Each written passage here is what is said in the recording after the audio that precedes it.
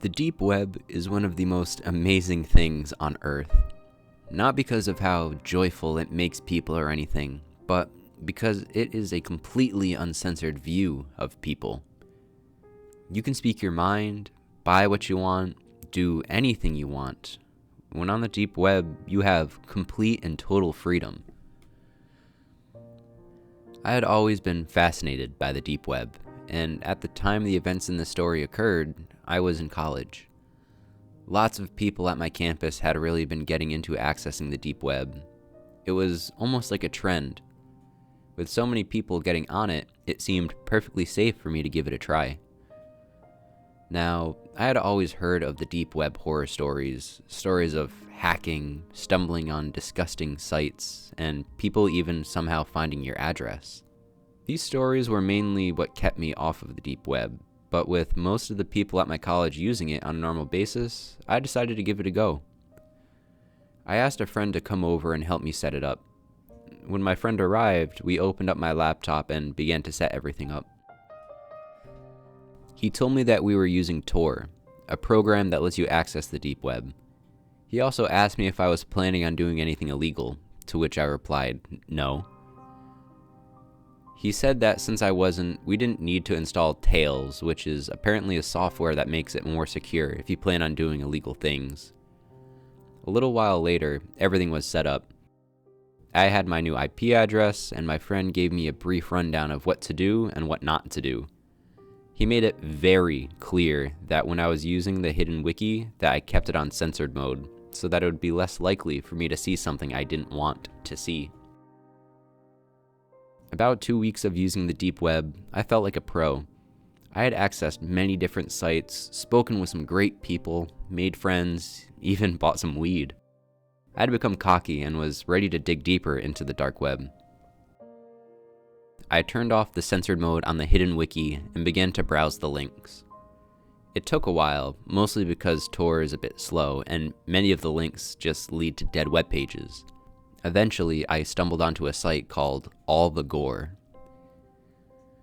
It was mainly a big chat room with many different topics. I had a fairly strong stomach. I had seen many violent movies and had seen beheadings, killings, etc. through the normal internet. After looking at a few different chat rooms, I noticed how sick this site really was. The people in these chat rooms were actual killers, bragging about some of the things they had done. In the chat room, you could also post pictures. One man by the name of Culture045 had the stage in one of the chat rooms.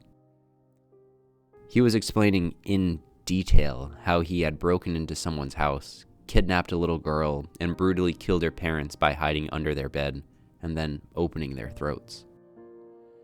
He then explained how he brought the little girl back to his house, raped her, beat her, and cut her up.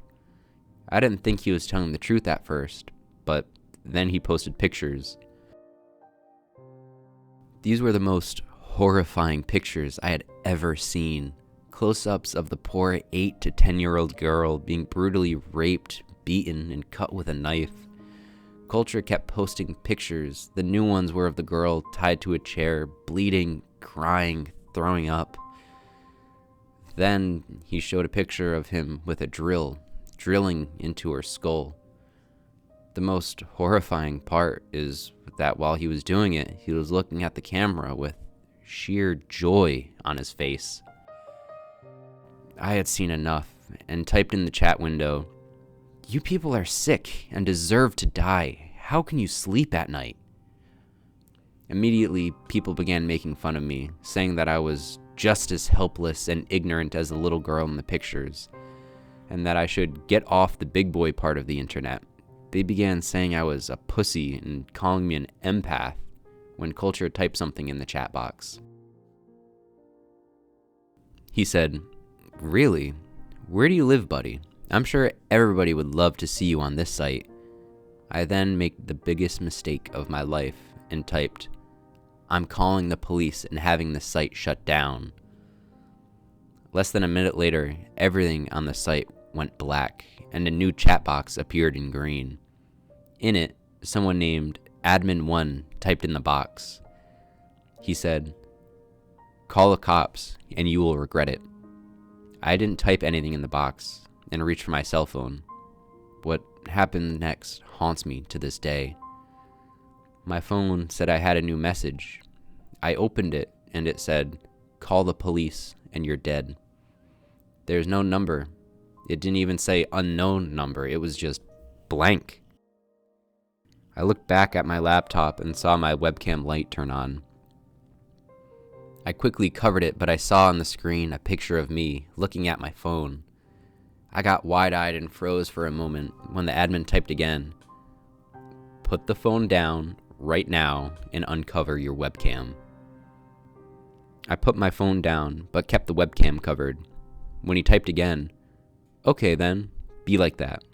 Right after, he posted my full name, age, and address in the chat box and typed, "It would be a shame if you and your college buddies went missing, wouldn't it?"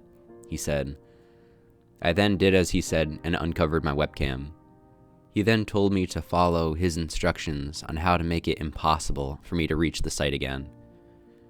I followed each and every one. When I finished, I got a text that said, "Now don't ever try and come back." Just like before, it had no number. I still called the police from my friend's phone, but they were never able to find the site. If you ever go on the dark web, don't ever just mindlessly explore, especially if you don't have good additional software to keep you more secure. I was a stupid college kid, and I just hope nobody makes the same mistakes I did. I moved to a different home and changed all of my information, but I still get nightmares to this day. I was extremely rattled by what had happened. The police tried to track down the website, but since there was no way for them to recover my history, and I had originally found the sick site by just randomly clicking links, it seemed pretty hopeless to find it. The police told me to change all my information about myself and to move in with a friend. After changing pretty much all of my information, I decided to move in with my friend David. David was an extremely honest, hard-working person. He never went to parties, slacked off, got drunk or high. He was very dedicated to finishing college. In fact, he was one of the few kids I knew at the time who wasn't getting on the deep web regularly. I had told him all about my experience with the deep web, and that's mostly why he agreed to let me stay with him. One night, we were both up studying very late when my phone went off. I looked to see who had texted me and saw that the person sending the message had no number, just like last time. It read, "Check your computer." There was nothing else to it, just one simple instruction. I opened my laptop, and when I did, I noticed that I didn't have control of the mouse. I tried to move it, but the mouse had just moved on its own. Someone had remote access to my computer somehow. I never gave anyone remote access before. I tried a whole bunch of keyboard commands, but not a single one worked. I noticed that whoever had control of my laptop was downloading a software, most likely malware, but there was nothing that I could do.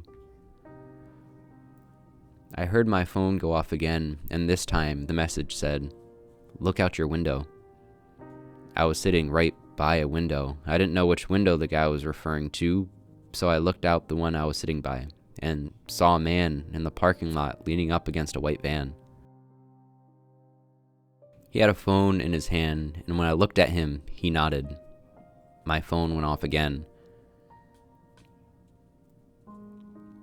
Type in and hold down Shift-Alt-F5 at the same time to activate the software. I called in David to my room to show him what was going on. He seemed just as nervous as I was, but with the man just outside our window, we didn't want to anger him. David called the police right away and told me that they would get there soon. I didn't activate the software and just sat there. Eventually, I got another text. "I am coming in if you don't do it right now." I didn't know why he or the person in control of my computer couldn't do it, but I didn't dare ask. At the same time, though, I was 99% sure this program had malware or spyware or something that would be very harmful to my computer. so I refused to activate it. David grabbed a baseball bat just in case the man outside tried to come in. About 5 minutes later, we heard the doorknob turning. It was locked, but then we heard banging at the door. We both freaked out, and I looked out the window again. Sure enough, the man and the van were gone. The banging on the door got more and more violent until eventually we heard a terrible scratching sound.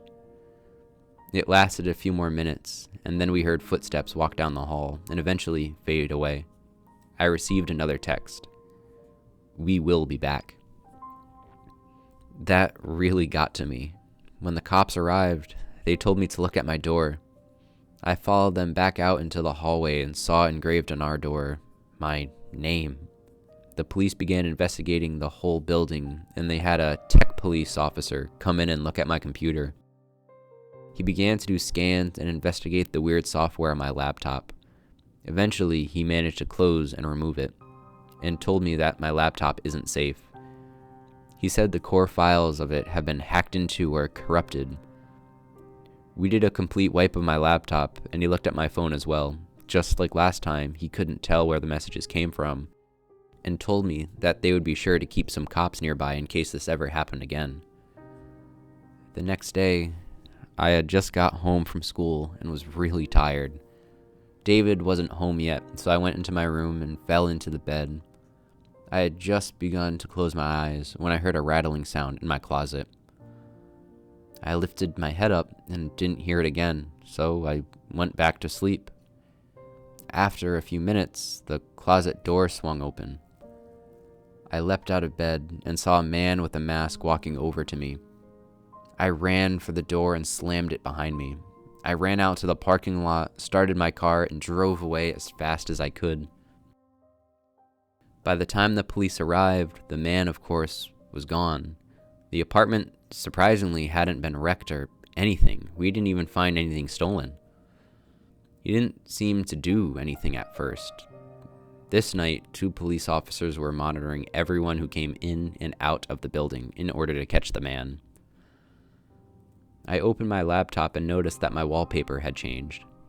It was just a bunch of trees, but it had been changed to a sickening photo of a man with a mask, the same mask that I saw on the man who was in my closet, digging a knife into a baby's eye in what looked like a small cabin.